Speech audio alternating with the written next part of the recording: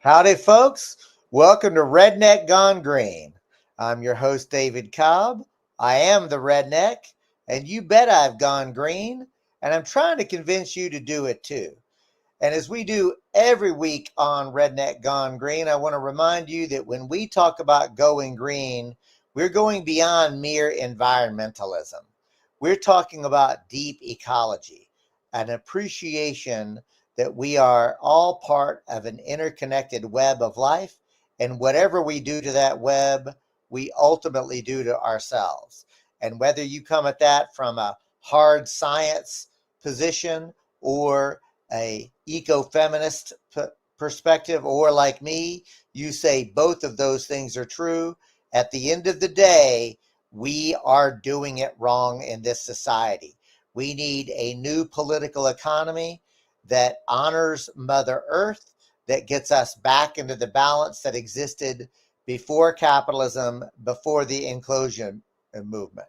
And with that, I am really happy to reintroduce, or bring back into this conversation Shane Knight. Shane, how you doing, brother? I'm doing pretty good, man. Had 2 weeks off, really lived it up, enjoyed it. Tried not to think about the crumbling world we're living in as often as possible. But happy to be back home, happy to be back here. Good to see you. Yeah. Other than that, yeah. Yeah, it's good to see you. And I also want to share with our guest, Shane, that you and I got a chance to meet in person for the first time in Atlanta, Georgia, just before we both went off on our crazy travels. Yeah, we did. That was great. It was amazing to meet you and all the other people, too, that were there with us in Atlanta. It was a great time, very educational, very informative. And I walked away from that experience, man, with a greater sense of hope, really, at the end of the day. You know, to see a lot of people coming together and doing everything they can together to form community, to help support each other throughout all this, and come up with a wildly creative ways of doing it too. It was impressive and a lot of fun. It was, wasn't it? And I got to say, folks, that event that Shane and I were at, along with over 300 other folks, was called Resist and Build. And to me, it really captures the idea: resist the harm and abuse, resist Donald Trump, absolutely. And, not but, and build alternatives, worker owned cooperatives, housing co ops, limited equity housing trusts, build public banking and participatory budgeting, build universal basic income. We've got to resist and build. And I, like you, Shane, came away with that with a renewed sense of hope and conviction. And as the hip hop heads say, can't stop, won't stop. That should have been the theme for the whole weekend. Right on. And look, the other thing is, let's just acknowledge today is Memorial Day. And I know that you are a veteran, and I'm going to ask you to share a little bit about your own personal experience and what this day means to you. And as I was preparing for the program today, Shane, I discovered something that I did not know. And that is that Memorial Day's origins are actually rooted in the actions of formerly enslaved African Americans in Charleston, South Carolina, on, get this, May 1st, 1865, what we now know as May Day. But after the Civil War, those formerly enslaved African Americans exhumed the bodies of 257 Union soldiers who had been buried in a mass grave at the Washington Racecourse, which was a former Confederate prison camp. They reburied those Union soldiers with dignity. They built a whitewashed fence inscribing martyrs, and on that day, a procession of 10,000 people, predominantly Black Charlestonians, honored the fallen soldiers. This event, by many historians, is considered the very first Memorial Day. So it's not just a tribute to the dead, but a proclamation of peace and reconciliation. Historian David Blight notes that the entire ceremony, and I'm going to quote it, a declaration of peace and reconciliation. And so, from a progressive perspective, Memorial Day serves as a reminder of the sacrifices that people have made and is really a call to engage in an ongoing struggle for justice and equality. So, that was news to me, Shane. And it does make me think of people like you, people that I respect that have spent time in the military. So, I'm going to ask you, like, just straight talk, Shane, how is it that a fellow like you got into the military? Why did you go into the military? And thinking about Memorial Day, how does that land for you? Oh boy. Well, first off, I want to thank you for pulling up that information about the Charlestonians and the, the ceremony that they created. The number of times I've been to Charleston is quite substantial. I never heard that story, and I don't believe I've ever seen that cemetery. I think when you described it with the picket, the white fence, I do believe I had heard about it, but never actually seen it.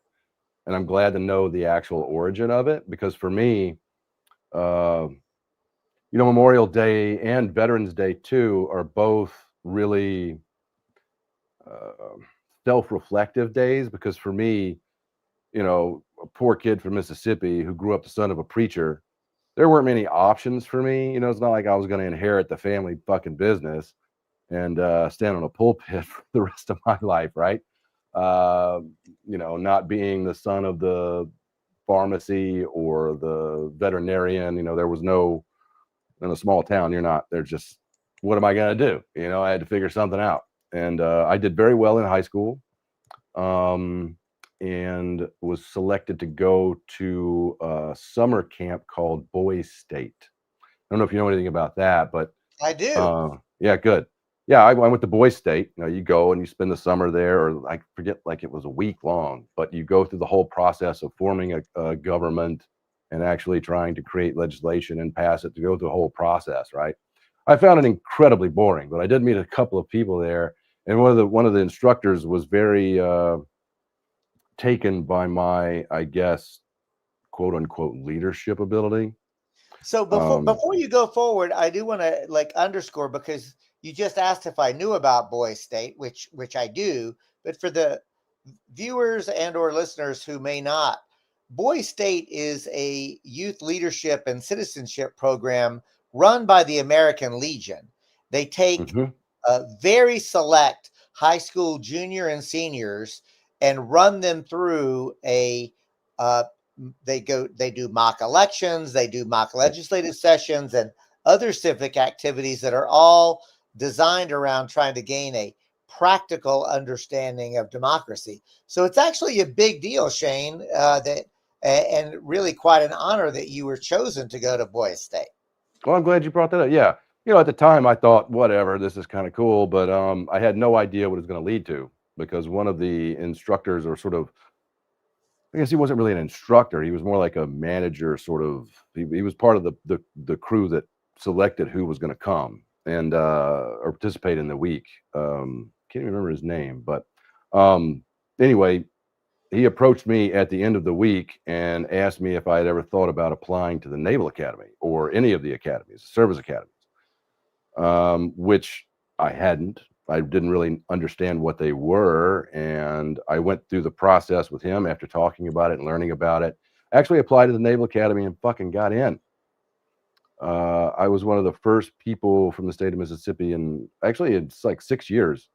They hadn't sent anyone to the academy, but it was a big deal in my small little town. So my senior year, I knew where I was going. I knew what I was going to be getting into, and it wasn't going to be the regular college path like everyone else was on. And the military was already an option for me, because, like I had said, I wasn't sure what the hell I was going to do. And when this came along and I was actually accepted, it's like, okay, great. So I left. I went to the Naval Academy, went to plebe summer, and So Before you go further, I want to make another point, and because again, you've talked about being a poor kid from Mississippi, and I know that Mississippi sends a disproportionately high number of people into the military, and that's because although we don't have a formal draft in this country, y'all, we have what folks like to call an economic draft. That's because we live in a system in which individuals, especially people like Shane from low income, working class roots, are literally basically economically compelled to join the military, not by force, but by economic necessity, with limited access to education, stable employment, housing, healthcare. Enlisting in the military becomes one of the few viable paths to financial security or social mobility for people. So even though it's not a formal draft, this phenomenon absolutely profoundly disproportionately affects people with fewer opportunities, effectively creating a system where economic hardship is funneling people like Shane into military service. So Shane, again, I don't want to. I want to really underscore that you were forced into it by economic circumstances. Yeah, like you said, like so many other people, that's how I wound up joining the military. Found myself at the Naval Academy, and it did not take long for me to realize that as a poor boy from Mississippi, I wasn't really going to make it very far, or really be able to actualize my dream of becoming a fighter pilot for the Marines, which is what I wanted to do. That selection process usually involves senators, relatives, nephews, judges, relatives, nephews, nieces, or prior service members. That's who gets those selected spots. And after I realized that, and I talked to my company commander at the academy a couple of times, and he's like, "Well, what you should do is, take your drop-on request and enlist in the Marines, and then go that way." Okay, so he's like, "I can get you into intel school, yada yada yada." So I dropped out, and they got me, or I left the Naval Academy. I went to boot camp for the Marine Corps. Um, and I spent time training mostly. I was in the special forces, and then was everywhere, and found myself as a young corporal, uh, being uh, a squad leader and having to deal with being in a leadership position at a young age, making decisions where people's lives counted on my ability to lead and make decisions that I regret sometimes.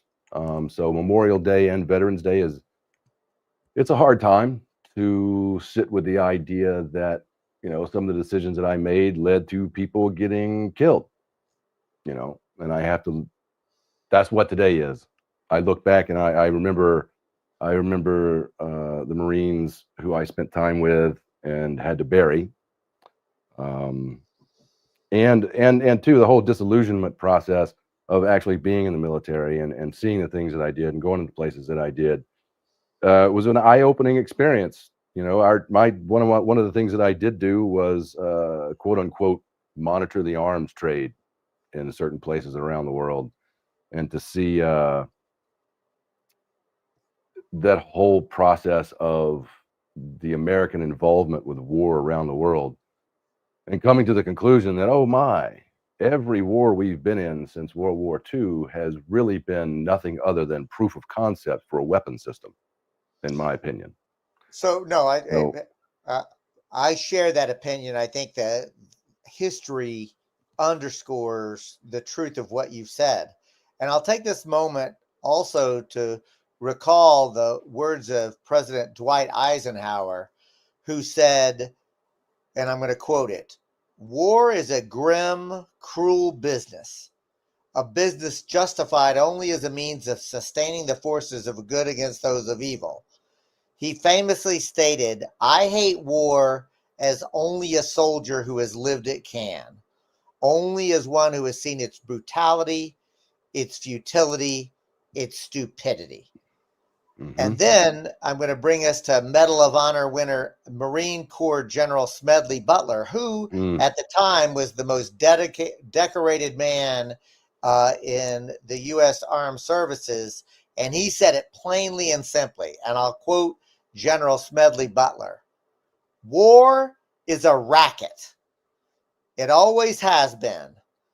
It is possibly the oldest and easily the most profitable and surely the most vicious racket. It's the only one that's international in scope. It's the only one in which profits are reckoned in dollars and the losses of lives."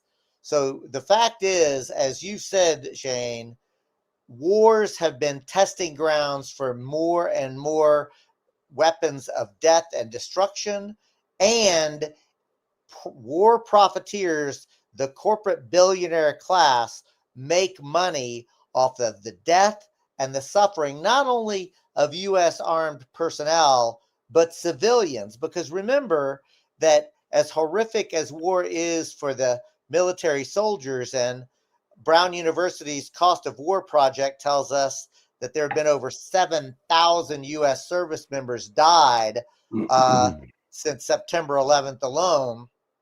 And on top of that, another 8,000 U.S. quote contractors have lost their lives, which shows the degree to which mercenaries are being used. So more than 15,000 deaths that I've just described don't account for the 6,000 veterans who die by suicide each year. We're talking about a crisis, Shane. It is a crisis. It's one I've dealt with personally for a number of years. You know, my squad was, small, but for 5 years in a row or 4 years in a row, I had to get phone calls and emails of my squad mates having committed suicide since COVID, to the point where I'm actually the last living one. So the suicide is very real, and it really hits home and makes today really hard. So the Stop Soldier Suicide, and again, just preparing for this show with you, Shane, I was shocked to learn that veterans face a 58% higher risk of suicide than non-veterans. And as horrific as that is, and it is absolutely horrific, let's also note that civilian casualties at war are far greater. And listen to this: civilians who are making up the bulk of the dead and the wounded in modern warfare, that same Brown University study I described estimates that at the low end, there have been over 250,000 civilian deaths. It's probably closer to 400,000. So what we're talking about is just an endless war and suffering that's persisting. And we know that right now, as we speak, the United States government is providing bombs and political cover for an absolute horrific, unspeakable genocide that's happening in Gaza, where estimates of civilian death range anywhere from 50,000 to 100,000, and that includes an economic blockade of food and medicine, and literally forced starvation of an entire people in Palestine. And this is all under the guise of U.S. foreign policy. Yeah, that's right. I just saw too where I believe it was the IDF went in with the full infantry and armored vehicles. Is that correct? I think I saw that this morning. That's right. There's no end to this. And I'll take this opportunity to lift up Brooklyn Ravi, who is a frequent visitor guest in our comments section around the U.S. General Smedley Butler. He offered another quote: "Looking back on it, I feel that I could have given Al Capone a few hints. The best he could do was to operate his racket in 3 districts. I operated on 3 countries." So thanks, Brooklyn Ravi, for that note. Shane, this this horror of how U.S. foreign policy, which is all about empire, but not about a nation state empire, but about a corporate empire. It makes me then think about that ridiculous, foolish, what you call Trump's West Point speech. Oh God, yeah, the Trump, his West Pointless speech. Yeah. His West Pointless speech. So Wow. I thought that we'd take a minute just to talk about that because it was really bizarre, right? So I'll just pull out a couple of choice nuggets and invite you to either reflect on them and or to come up with your own. Here's a quote. The job of the U.S. Armed Forces is not to host drag shows, to transform foreign cultures, but to spread democracy around the world at the point of a gun. Literally, that's what he said. As if there's ever been a time that that the U.S. Like, I just, where does this even come from? Hosting drag shows that the U.S. military would do it, and never mind the idea of spreading democracy at the point of a gun. I mean, what the actual fuck, Shane? I mean, you're talking about a man whose matter between his ears is basically mush. And I'm pretty sure that his reference to the drag show probably came from the concept of MASH. You know? Corporal Klinger.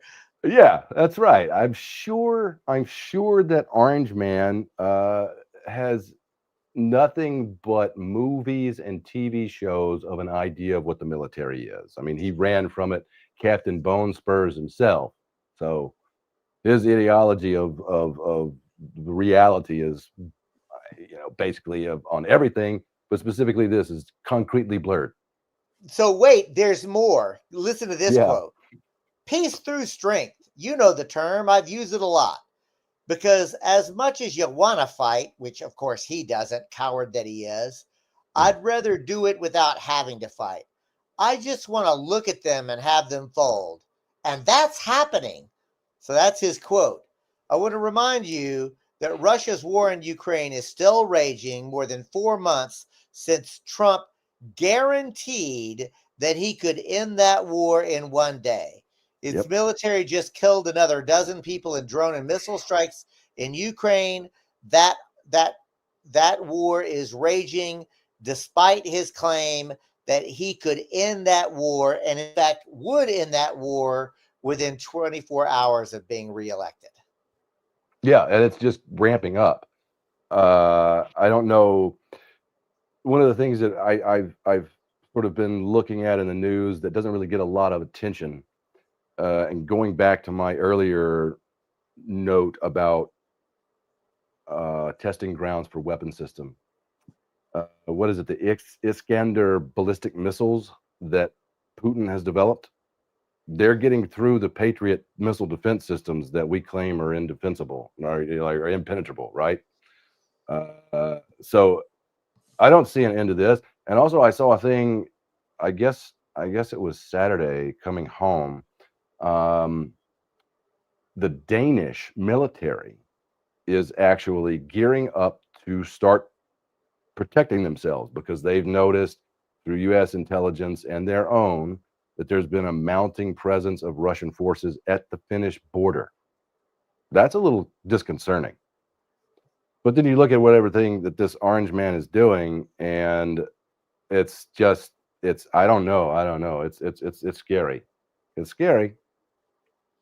But Putin's So doing what he's going to do, and yeah, I'm going to end the war on day one. God, what else did he fucking say yesterday? The trophy wives. That's just about as oh bad as that. yeah, well, give us a taste of that trophy wife conversation. Well, I didn't watch the whole speech, to be fair. The only parts I watched were the highlights from this morning, and because I can't stand to listen to his fucking voice. But one of the things he was saying was that something about trophy wives, it doesn't always work out, and sometimes Look, it's I fun gotta only say, for a little bit. it was so bizarre, it didn't even make any sense. He was basically telling graduates to avoid marriages to trophy wives because it doesn't always work out. And then there was some kind of rambling story about a real estate developer that I actually couldn't even follow. Like, if I wish we had it just to play it for the audience so that they could see just how ludicrous it was. Yeah. Well, you know, you can go look it up. I don't want to give it another moment of airtime. It was another bumbling fuck up from a bumbling idiot, and it was a disgrace.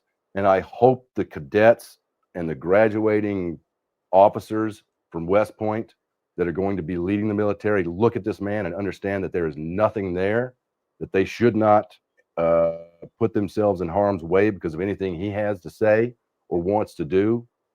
If anything, you know, it was good that he did that and made himself look like an idiot. And he couldn't walk to the microphone. I saw that part too, where the general was trying to help him to the microphone and he just waddled around like a drunk penguin, It's sunburnt penguin at that. But you know, my hope is that the cadets that are graduating realize that you know, the man in charge ain't all there, and they should rethink whatever they're ordered to do or asked to do.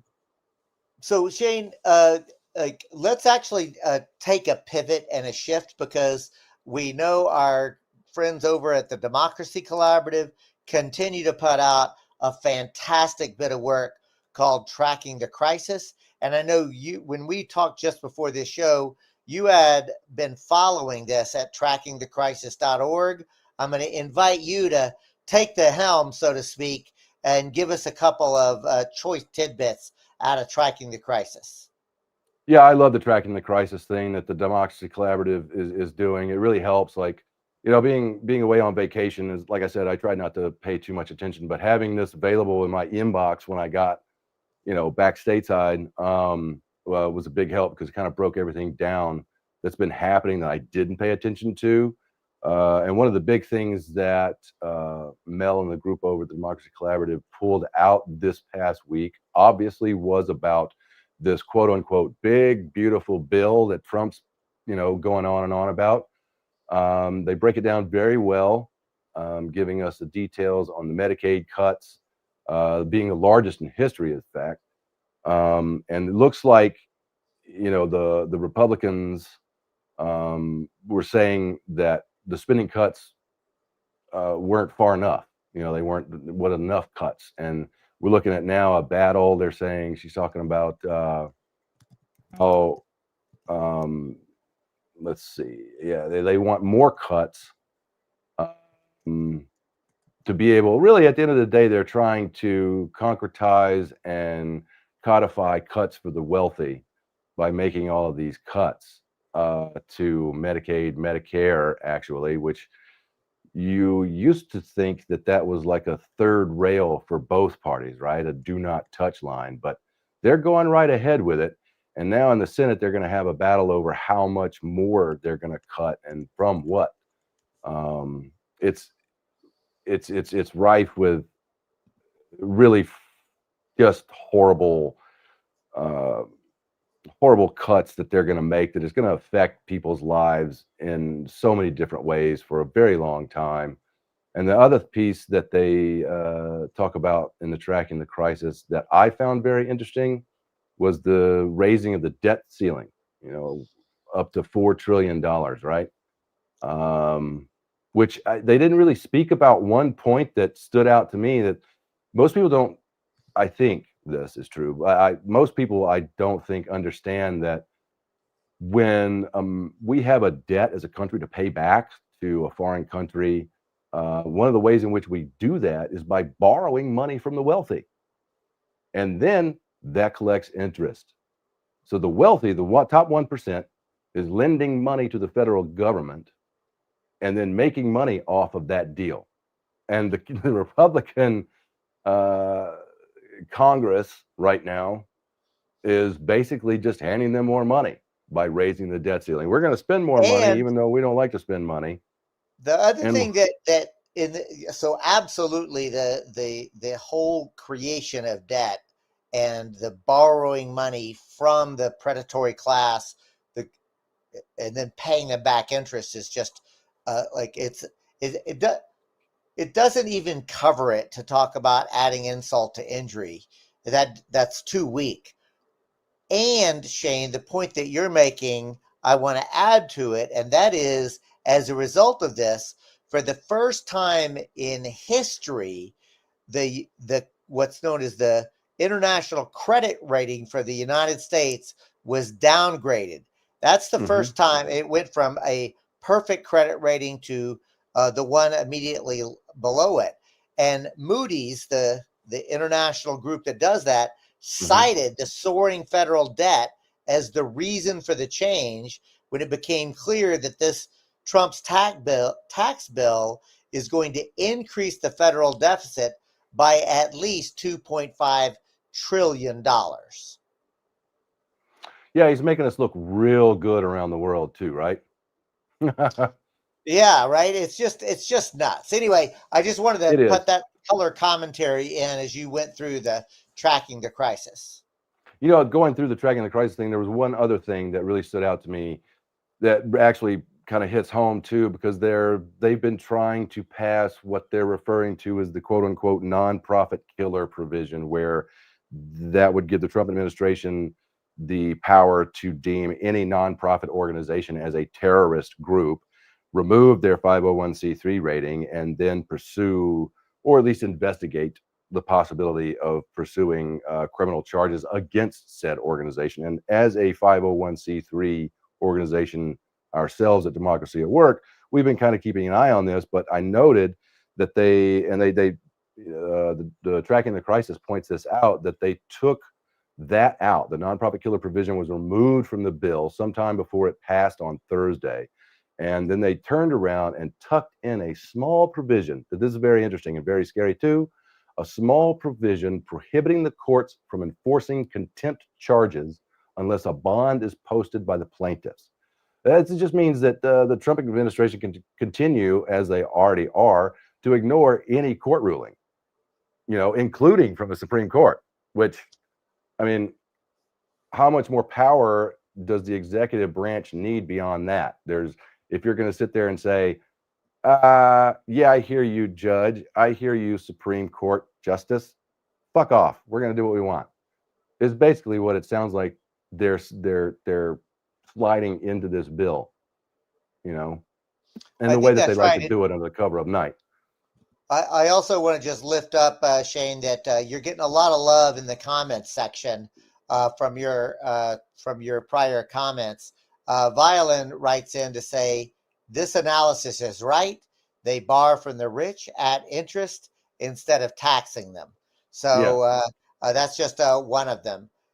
Now, I also want to add my appreciation to tracking the crisis for lifting up, pointing out the horror that the Department of Justice has charged Congresswoman LaMonica McIver after a confrontation at the ICE facility. So this is uh, the Department of Justice charging a New Jersey representative with with resisting and impeding officers over a Mhm. confrontation that happened there. And this is the same confrontation where Newark Mayor Ross Baraka was arrested. Now, remember Yep. that the Baraka charges uh, were uh, were basically withdrawn, but what we're talking about is a level of utilizing the Department of Justice to go after so-called perceived political enemies of Trump in a way that Richard Nixon didn't even dare to do. Yep.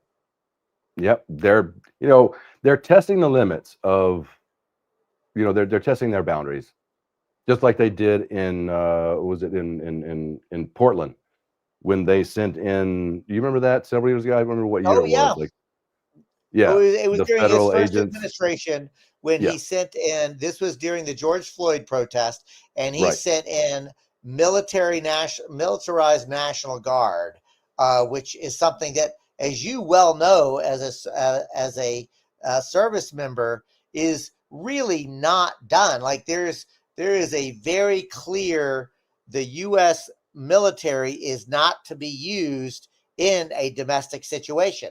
That's right. That's what the police forces are for. So we can criticize it all we want, but one line that had never been crossed before was using U.S. military against U.S. citizens, and Yeah. yet Donald Trump was willing to cross that line. Yep. And they're continuing to push all of their boundaries and all these detentions by ICE. We've seen a lot of them over the past couple of weeks. And an update on my cousin. Oh, I yes. actually have been seeing his story pop up in and around the internet. I was grateful that the podcast, The Midas Touch, brought it out publicly 2 days ago. And for the first time since he's been detained, which will be 6 weeks to the day, this coming Tuesday, tomorrow, is going to be the first time his lawyer gets to interact with him at the facility in Louisiana. He's been detained against his will for 6 weeks for having made a very minor clerical error on one of the forms that he had to maintain in 2015. And during the time where he was submitting that paperwork in 2015, he and his wife had just undergone their first miscarriage together. Oh. So, of course, he makes a clerical error on paperwork, but that was 10 fucking years ago. And now they have 4 children. She's about to have her 5th, and he's sitting in a detention center in Louisiana. It's getting crazy. And also, I don't know if you saw where they detained Hassan Piker, the podcast host. Yeah, they detained him too in Chicago, coming back from Paris, for over 2.5 hours, questioning him about his affiliation with Hamas and whether or not he was involved with the Houthis. But when I was a little worried that we were going to get questioned when we came back through Newark Airport. But thankfully, we didn't. It was a relatively easy breezy kind of pass through thing. But they were randomly checking U.S. civilians after you pick up your baggage. They had a separate security point that you had to go through.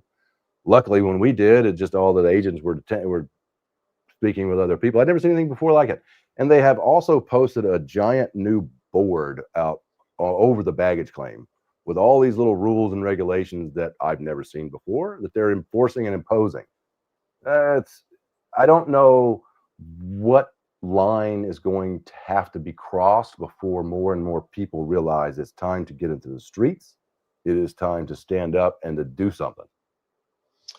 So the other thing that I want to lift up that came out of the Tracking the Crisis was the cuts to the weather service, because you being from Mississippi, me being from the Texas Gulf Coast, we know the danger of hurricanes.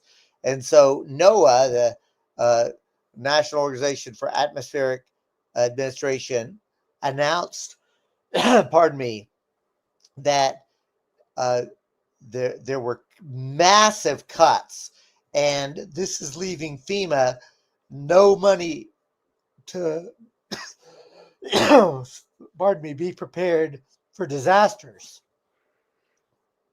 Yeah, it's a horrible thing, and it's already taken effect in the South. It was like a week and a half ago, when all those tornadoes strung across. I don't remember if it was Kansas, parts of Texas.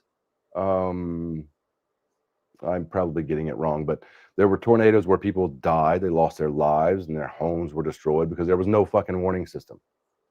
They had shut it off. The good news is that the Tracking the Crisis is not just tracking the administration, but also tracking the movement response. And this week's Tracking the Crisis has some pretty good movement responses. Yeah, I love that they put that in there. So, excuse me, I'm having a problem, Shane. I'm wondering if you can pick up the Tracking the Crisis movement response. Yeah, let's see. Steps. Let's see. Speaking of commencement speakers defying restrictions, activists disrupting Microsoft conference, protests with Israel and the Pope. All right, I didn't get a chance to read this earlier. Let's see. What do we got?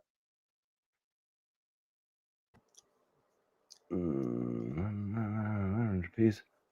So one Well, I'll thing tell that you I what. want I'm going to put the link in here again for those of you that want to check it out and sign up for yourself. Trackingthecrisis.org. They put it out. It's a newsletter that sums up the news in the Trump administration, but the movement tracker bit of it is basically handing people places to go and things to get involved with that deal with specific aspects of what the Trump administration is doing and how you can get involved in a variety of different ways. and Also the one highlights other organizations that are doing it, right? They do indeed. And one of the things that I wanted to point out, and that is that what we're seeing is more and more protests are beginning to emerge, more and more community defense to organize to thwart ICE, to help during disasters, to do mutual aid. There is a series of upcoming protests. Saturday, May 31st, an immigrant justice march being held at Independence Hall in Philadelphia. June 1st, the People's Action Coalition is holding a march against police violence. June 6th, the Unite for Veterans Coalition is holding a veterans march. June 14th, there's another that you can find information there. Again, June 14th, a nationwide No Kings Day. And then local protests are continuing to rock the country. Of course, you wouldn't know any of that was going on if you were only watching national corporatized media. But I guess the point that I want to make, Shane, is one of the things I really appreciate about both Tracking the Crisis and non-corporately filtered news information and analysis like Redneck Gone Green, and that is there is a growing resistance movement that people are not only challenging Trump, but getting out into the streets. I find that incredibly helpful. I do too. I do too. And I'm glad to see that they're including all of the protests in the Tracking the Crisis newsletter now. I guess they weren't doing that in the beginning. So that's great. Well, listen, Shane, as you know, I'm still in Scotland, so it's pretty late out where Yeah, I'm I at. know. I do want to give you a chance for any reflections before we talk about next week's show. Any No, I'm final good. thoughts? I want to leave people with this. Like, I spent 2 weeks in France and had an opportunity to speak with a lot of people there. You know, it was one of those things where you apologize for what our country is now giving to the world. And we had a couple of interesting conversations with people there who were sympathetic to our situation, particularly as it involves our orange man president. But they also were very empathetic to our situation. Um, I feel like overarchingly, outside of the South, the United States is supported around, at least in Europe, I can say that. And that was a very encouraging feeling. And it was nice to feel sort of, I guess, accepted and not enemized by our brethren across the pond. Right on. Yeah, I'm having the same experience here. I've in Ireland and Scotland. So, folks, I want to take this opportunity to thank you. If you are watching live, thank you. If you are watching this on recording, thank you. We know that thousands of you do. If you are listening to this podcast, thank you. And I want to ask you to please join us at Redneck Gone Green on the Substack. Like this, however you're watching and or viewing and or listening, share it with others. We are part of a growing movement here on the Democracy at Work channel. We're getting larger, stronger, and better organized every week. Next week, we'll be bringing Gichi Ya, who is a community organizer with movement builders in Atlanta, Georgia. In the meantime, stay strong. Can't stop, won't stop. Peace, y'all.